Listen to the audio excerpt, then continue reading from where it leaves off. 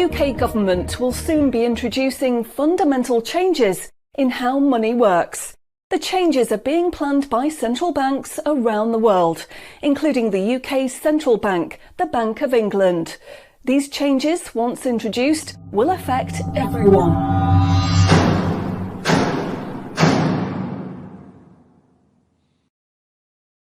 So what are these changes really about?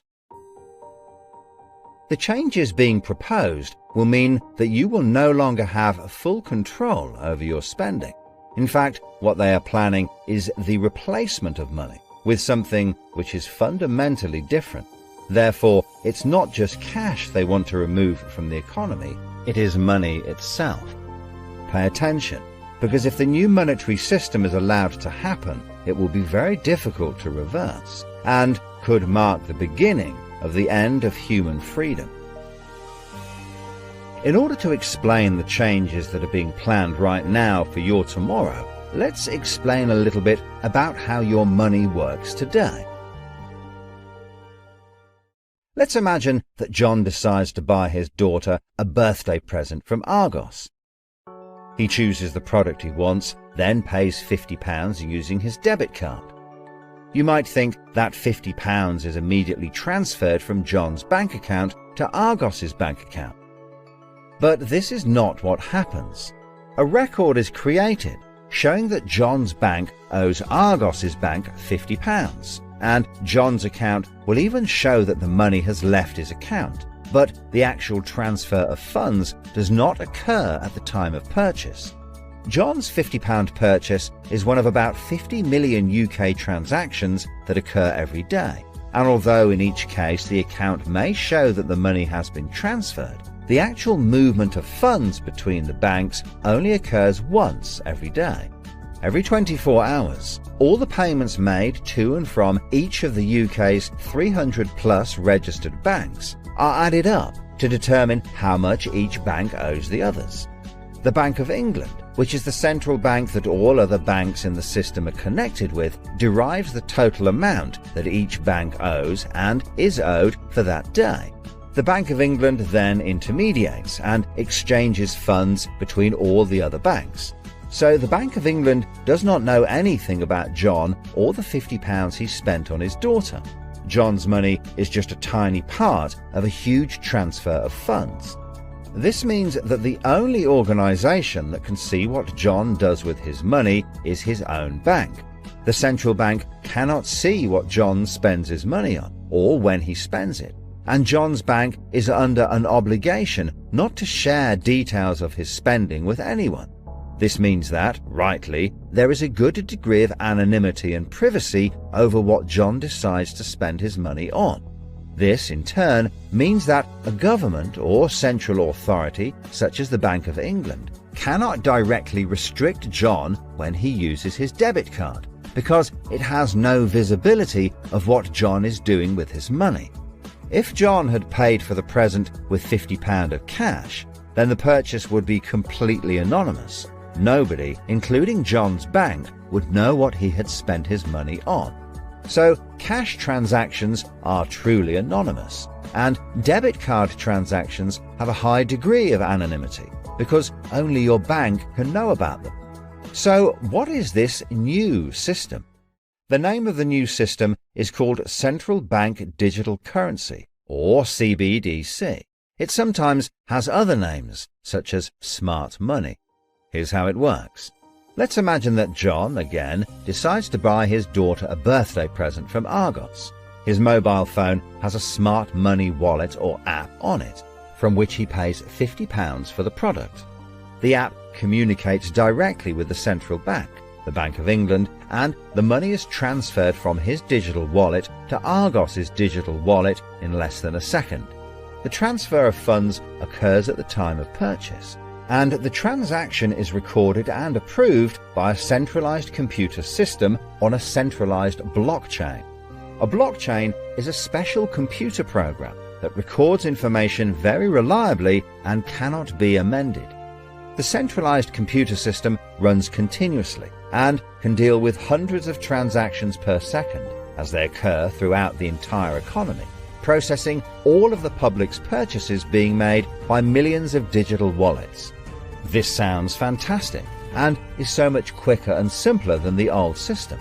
But there is a fundamental difference, which is that all transactions are centralized in real time as they happen. In other words, one system will be able to know about every single digital transaction in the economy as the transactions occur. This is the critical difference with the new digital monetary system that everyone needs to be aware of. All transactions are centralized in real time as they happen. The people who are planning this new system have made it clear that it would be useful, in their eyes, to use artificial intelligence algorithms in real time to block certain public transactions for a range of different reasons. So what does this mean for John? Let's just say there is another lockdown and the government want to stop the public moving about the country.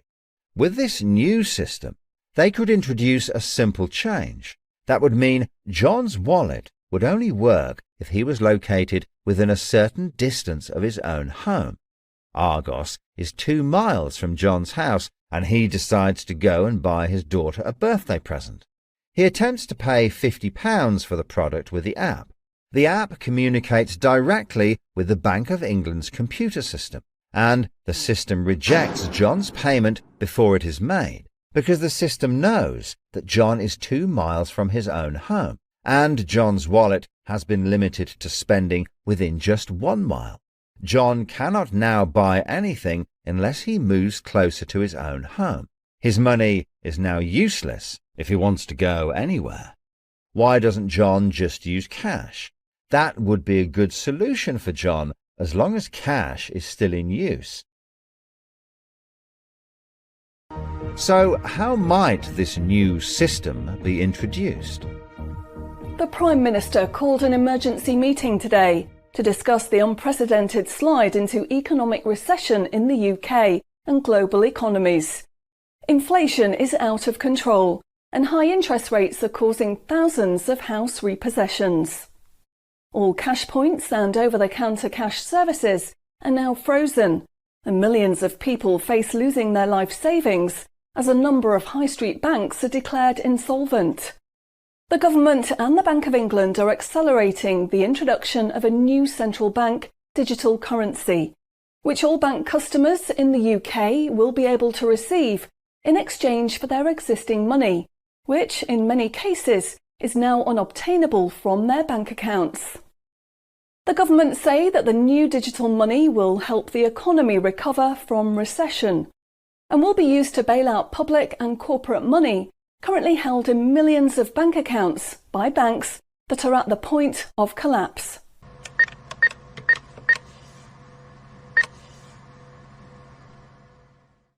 It says cash unobtainable from this account. It's frozen our money. Bleeding hell, John.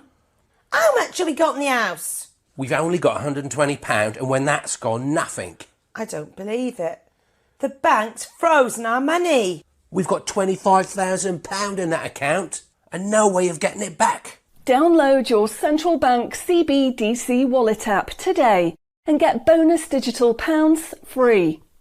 If you exchange your existing bank funds into your digital currency wallet now, you will receive free digital pounds for each account you exchange. You can then spend from your digital wallet by using your phone app, exactly like a debit card. Download the free app now from the UK government website or the App Store. John, we need to download the digital wallet thing. See if we can transfer it in. We've got no other option, love. Wow, it's transferred and it's given us some bonus money. I can't believe it. How do you know it's worked? It's worked, love. Everyone's using this money now. Right, I'm off down Tesco to try it out. Sorted. Recent figures show that the public's use of cash has halved in the last 12 months. Experts say this is due to the success and sheer convenience of the new CBDC digital money. The government has announced that all cash will be phased out